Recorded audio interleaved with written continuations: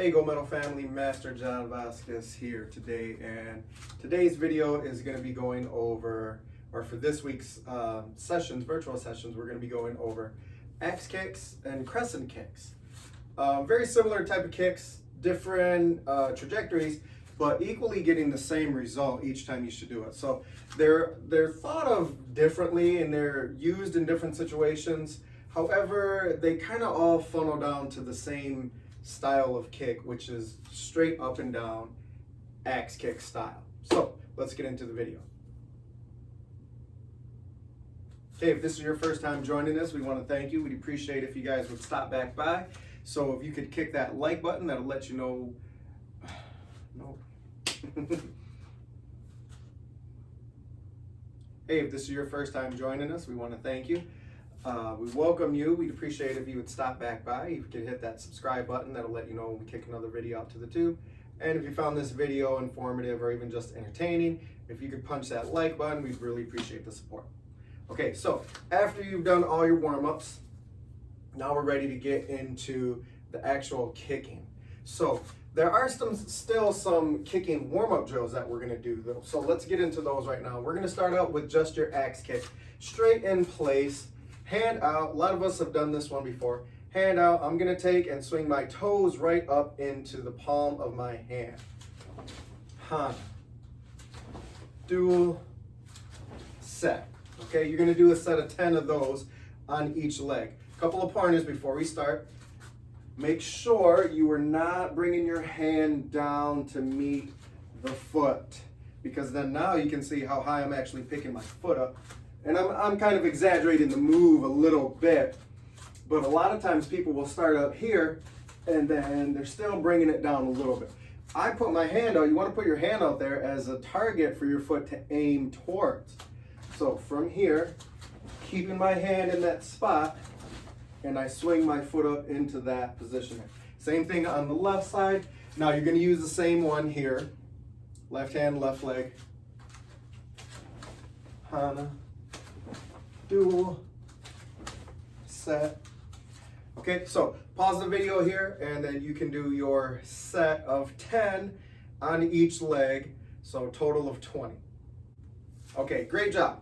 Now you should be nice and stretched out on those hamstrings. So now we're going to get into the same thing here for the crescent kick. Two kinds of crescent kicks. You got your inner crescent kick, your outer crescent kick. And then from there are all types just like the axe kicks, which is where we're going to get into in some of the videos later this week.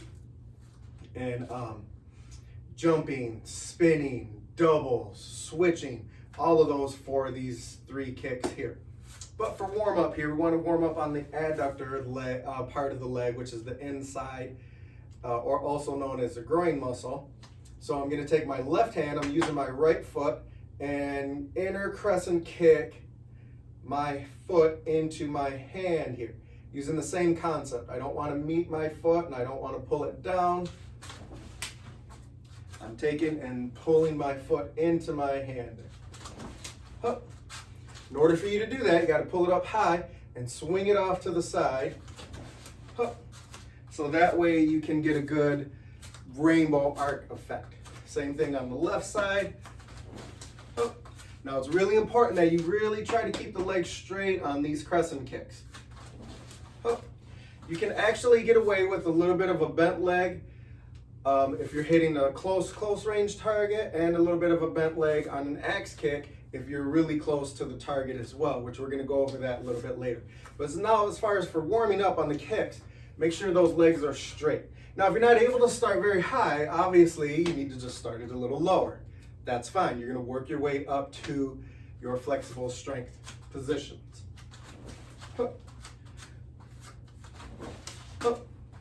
Now, you notice I'm not like spinning all the way in or really trying to hit my hand very hard or anything like that. Again, that's not the goal of this drill here.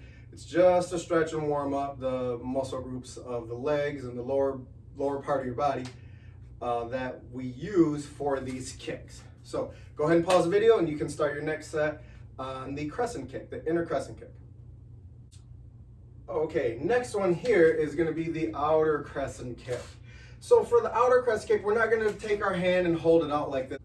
Plus, outer crescent kick seems to be a little bit easier for people to do than the inner crescent kick. So all we're gonna do is just, I want you to eyeball target your foot. Keep your eyes on your foot.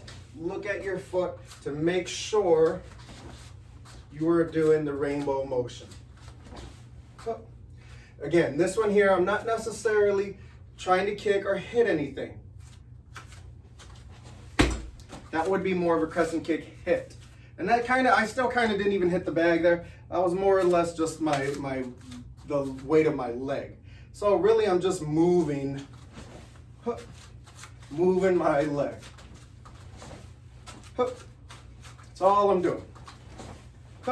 Now what's really important on all three of these kicks here, you're gonna do your right leg and left leg. Make sure you keep your body up as straight as possible. That's the most important part here. You don't want to lean or twist or turn too much. Definitely don't want to bend at all for any of these kicks. That's what you want to try to pay attention to. If you're doing that, that means you're struggling a little bit to get the kick up, which means you're lacking in two things. Either one, a little bit of strength, two, your flexibility, or both. But here's the good news with that. Both of those are easily, or not, I wouldn't say easily, but both of those can be fixed. You can get stronger and you can build flexibility. So go ahead and pause the video here. Do 2 sets of 10, 1 on each leg, 20 total kicks of your outer crescent kick here. Okay, a bit of a different angle, and we have a target set up here. So what I'm going to be working on right now is executing different forms of axe kick. Just showing you a few different variations. See how many you know just by watching me do what I'm doing here. So in order for you to practice your axe kicks, to get a real good genuine or general idea of how you're executing your kick, you are going to need a target to hit. Preferably a target that you can bring your leg up and come down on. So you see I have this here, which is part of the whole bag hit thing. So it's going to allow me to pull up and down on this kick here. See how I'm pulling down there? I even moved it a little bit. I was hoping that wouldn't happen, but we got to work with what we can. So you need something. Now, if you're not able to kick this high, then you would bring something down lower, but you need to be able to bring your leg down to drive downward. That's where the power comes from, hence the name of the kick. Axe kick, as if you're swinging an axe down, straight leg. So here we go. I'm going to do a bunch of different variations of axe kick. You see how many of these you know which one I'm doing just based off of what I'm doing watching me.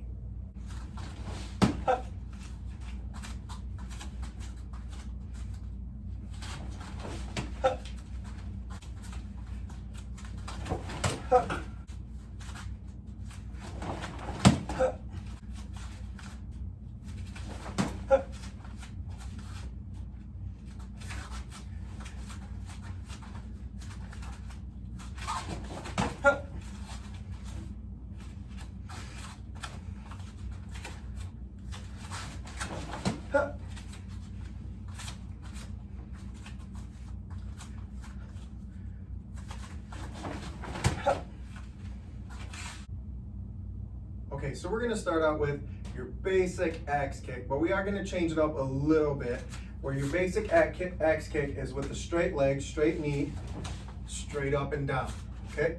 Where this one, we're going to do what's more considered like a slapping axe kick or snapping axe kick. You're going to bring your knee up first, then I snap my leg out really quick, then I bring it down. What that allows you here is that's going to allow you to be able to kind of hide the axe kick a little bit better, meaning it's going to look more like a front kick, roundhouse kick, some type of other kick executing first, and then all of a sudden you keep raising the knee up higher and higher and higher, then you extend the leg and voila, here's the foot, there's your face, and they are now meeting each other. When the person was not expecting that, right? Or target, paddle, board breaking, whatever it is, whatever you'd like to do. Okay, so really getting that knee up nice and high here to pull that axe kick down allows you to really make it a lot faster. It's hidden because it's now going to look like another kick.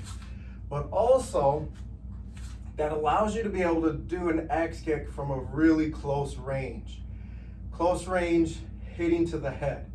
Again, that's where the flexibility is going to come in for you, or you're going to need to have that. So if you're not able to really drive that leg up high, then you got to practice, flexibility and stretch, or not practice, practice your splits to help gain your flexibility. So snap that knee up. Here's how I want you to do it. This is the drill today. 2 knee pitches, snapping axe kick on the third one. Hana, dual, set. Watch me again. Hana, dual, set. And you're gonna just switch and rotate those feet. Hana, dual, set. Hana, dual, set. And do that for a set of 10 on each leg.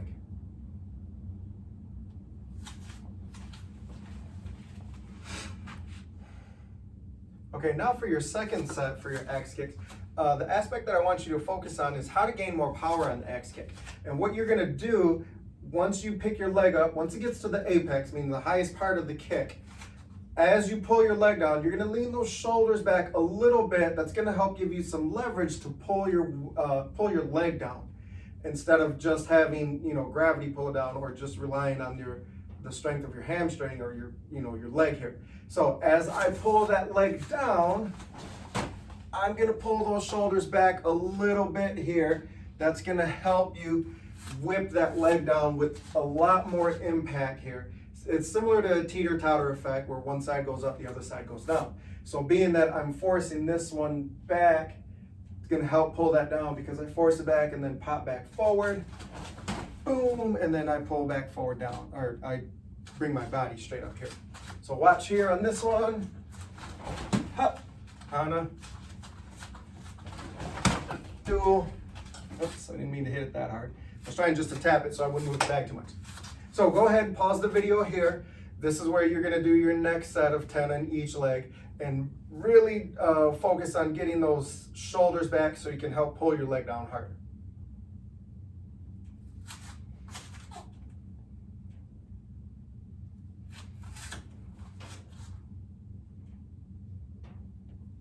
Okay, now the last aspect here of your basic snapping axe kick is actually hitting the target. This is a tough one for a lot of people, considering when you're executing this kick, if you're going to do it in a sparring match, you would be hitting towards the head. So you essentially have to get around somebody's shoulder, and if you look at just the anatomy of a person, that head, and if I'm leaning my head back a little bit, trying to keep it safe, okay, you essentially got to reach up above this area to get to my head. A straight up and down traditional axe kick now is not going to get to my head. Now you might hit my shoulder, which is also an area of target that you want to hit on with an axe kick, shoulder, or even up a little bit higher, clavicle area. Traditionally for defense, that's where you did aim it if you were going to pick it up and pull it down, because this section and area here is a much better area to aim towards and actually hit the target versus the head, because it can move pretty easily. So as you do it, what I want you to do is back up a lot farther than normal and execute the same movement, but really try to reach that leg out long, not really jump towards. I'm not trying to move my body towards it. What I'm utilizing again is that flexibility, and I'm reaching my leg out. Similar to if I were to stand right here and I want to reach out and touch that with my hand. You see, I'm stretching my body out to try to reach that. That's a skill you can learn how to do with your kicks, reaching, but you also have to practice it. You have to learn how to do that. So by being farther away here, it forces me to reach out without jumping, boom, to try to reach out on that kick, right? So I'm here, boom, I'm reaching way out. You might slide, you might shuffle, you might jump a little tiny bit. Here's what you don't want to do. And just jump forward and throw your foot up in the air. Because then now you're just really executing a long jumping axe kick, which could be detrimental to you because it's a big movement. Somebody can see it happening. You're in the air, they throw a kick on the ground, they're gonna have more power and leverage than you. So as you reach it, boom. This is what is unique about the axe kick, is it makes it quite elusive in the sense that it seems like a person's not gonna be able to reach you. They're a little too far away, especially when that knee is chambered up, and then all of a sudden they straighten that leg up and then reach out, and it's almost as if their body stretches out longer than it should, and then the foot hits the target. So 10 of these on each leg. Starting back farther. If you want to even take a little step into that one there a little bit, just to give you some more distance and velocity to stretch your body out more, go ahead and do that. Don't do it too much though, but you can, this is one kick you can kind of get away with that on, because you really want to reach that foot and stretch your body all the way out as much as you can. So pause it, 10 on each leg here. Okay, so that's the video today, guys, on your slapping axe kick.